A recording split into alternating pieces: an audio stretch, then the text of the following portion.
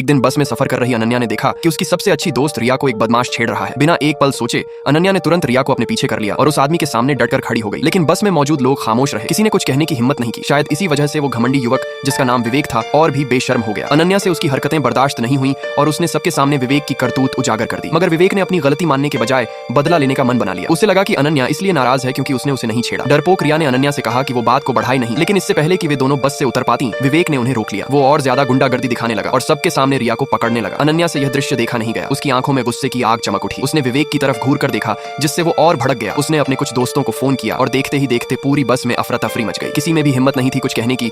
बस में सन्नाटा छा गया। तभी एक बुजुर्ग व्यक्ति मिश्रा जी खड़े हुए और विवेक को समझाने लगे, लेकिन विवेक ने उल्टा गुस्से में आकर आग बुझाने वाला सिलेंडर उठाया और बस की खिड़की पर दे मारा। शीशे के टूटते ही लोग और डर गए। असल में विवेक इतना निडर इसलिए था क्योंकि उसका बाप रमेश सिंह शहर का एक बड़ा कारोबारी था, जिससे सब डरते थे। मगर बस के ड्राइवर को डर था कि अगर ये ऐसे ही चलता रहा तो कोई मारा जाएगा। उसने अचानक गाड़ी को मोड़ा और एक तेज झटका दिया। सब जमीन पर गिर पड़े। विवेक भी मुंह के बल गिरा और उसका सिर घूम गया। वो संभल भी नहीं पाया था कि नीचे उतरकर अनन्या और रिया को ढूंढने भागा। लेकिन जैसे ही दरवाजे तक पहुंचा, मिश्रा जी ने अपना पैर आगे बढ़ाया और विवेक को ऐसा ठोकर मारा कि वो सीधा नीचे गिर पड़ा। बस में मौजूद सभी लोग खुशी से चिल्ला उठे। सही किया। गुस्से में विवेक अपने आदमियों को लेकर लड़कियों की खोज में निकल पड़ा। उधर पास के झाड़ियों में छिपी अनन्या और रिया समझ गईं कि अगर जल्द कुछ नहीं किया तो हालात बेकाबू हो जाएंगे। अनन्या ने तय किया कि वो खुद को चारा बनाएगी ताकि रिया भाग सके, लेकिन इससे पहले कि वो कुछ कर पाती विवेक के गुंडों ने उन्हें पकड़ लिया। दोनों को बेहोश करके एक सुनसान गोदाम में ले जाया गया। इस बीच अनन्या की मां नीरा मेहरा, जो एक नामी वकील थी, कोर्ट से अभी निकली थी। फोन देखा तो बेटी के कई मिस्ड कॉल्स पड़े थे, लेकिन काम की वजह से वो तुरंत जवाब नहीं दे पाई। उन्हें जरा भी अंदाजा नहीं था कि उनकी बेटी इस वक्त कैसी मुसीबत में है। गोदाम में विवेक ने देखा कि अनन्या उससे डरी नहीं, तो उसका ध्यान रिया पर चला गया। उसने एक नुकीले कांटों वाला फूलों का हार उठाया और रिया के सिर पर जबरदस्ती डाल दिया। कांटे रिया के सिर में चुभ गए और खून बहने लगा। दर्द से बेहाल रिया बेहोश हो गई। यह देखकर अनन्या टूट गई और विवेक से रहम की भीख मांगने